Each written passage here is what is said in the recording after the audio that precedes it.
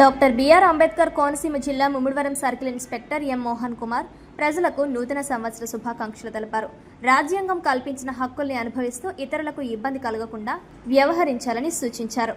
జాతీయ రహదారిపై triple riding, సైలెన్సర్లు మార్పు చేయడం చేస్తే కఠిన చర్యలు తప్పవన్నారు. ప్రజలంతా నూతన సంవత్సరాన్ని ఆహ్లాదకర వాతావరణంలో జరుపుకోవాలని కోరారు. నూతన సంవత్సర శుభాకాంక్షలు. ముమ్మిడివరం పోలీసు తరఫున ఈ నూతన సంవత్సరం సంబంధించి సూచనలు ఏమంటే, ఈ న్యూ ఇయర్ సందర్భంగా డ్రంక్ అండ్ డ్రైవ్ కానీ, ర్యాష్ అండ్ నెగ్లిజెంట్ డ్రైవింగ్ కానీ, అక్కడ బాణాసంచాలు కాల్చడం కానీ, మత్తు పదార్థాలు సేవించడం కానీ, అలాంటివి ఎటువంటివి లేకుండా మంచి ఆహ్లాదకరమైన వాతావరణంలో ఈ కొత్త సంవత్సరాన్ని నిర్వహించుకోవాలని కోరుకుంటున్నాను.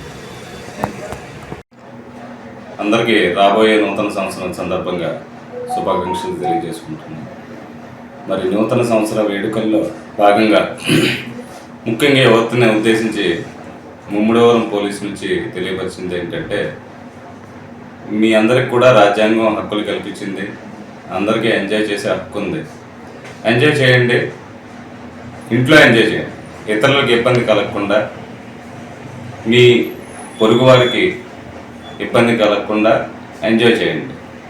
సెలబ్రేషన్స్ అన్నీ కూడా ఎటువంటి మత్తు పదార్థాల జోలికి వెళ్లకుండా, ఎవరికి ఇబ్బంది కలగకుండా చేయవలసిందిగా విజ్ఞప్తి చేస్తున్నాను.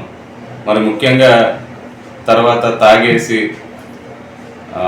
ట్రిపుల్ రైడింగ్ చేయడం, అదేవిధంగా తాగి డ్రైవింగ్ చేయడం, విచ్చలవిడిగా మరి వ్యవహరించడం, మాడిఫైడ్ సైలెన్సర్ యూజ్ చేసి రోడ్ల మీద తిరగడం, ఇటువంటివి చేస్తే కనుక మరి మేము పోలీసు వారు కఠినంగా వ్యవహరించడం జరుగుతుంది. అలాగే రీత్యా కఠిన చర్యలు తీసుకుంటాం. వాళ్ళందరి మీద బైకులు కూడా సీజ్ చేయడం జరుగుతుంది. మరి ముఖ్యంగా మరి చూసుకున్నట్లయితే మనం ముమ్మిడివరం హైవేకి సంబంధించి ఎక్కువగా యాక్సిడెంట్స్ జరుగుతూ ఉన్నాయి. మరి హైవే 4 లేన్ కాబట్టి మధ్యలో డివైడర్ లేదు, సో లైటింగ్ కూడా తక్కువగా ఉంది కాబట్టి యాక్సిడెంట్స్ ఎక్కువ జరుగుతూ ఉన్నాయి. కాబట్టి ఎవరో కూడా తాగి హైవే మీదకి వచ్చి డ్రైవ్ చేయకూడదు. ఖచ్చితంగా మేము చెక్ పోస్టులు అరేంజ్ చేయడం జరిగింది. మరి అటు ఎదుర్లంక దగ్గర చెక్ పోస్ట్ అరేంజ్ చేసాము, అదేవిధంగా ఈ పట్టణం దగ్గర కూడా చెక్ పోస్టులు పెట్టాము, టికెట్స్ కూడా అరేంజ్ చేయడం జరిగింది.